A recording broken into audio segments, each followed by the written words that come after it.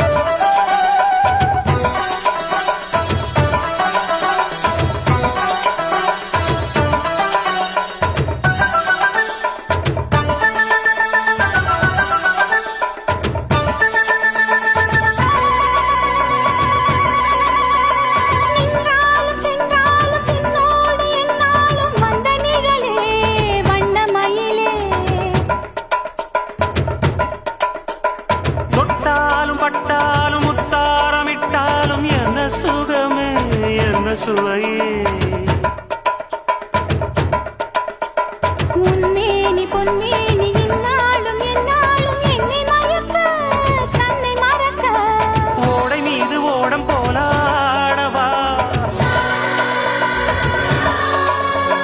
உன்னை என்று யாரும் இல்லையாடவா.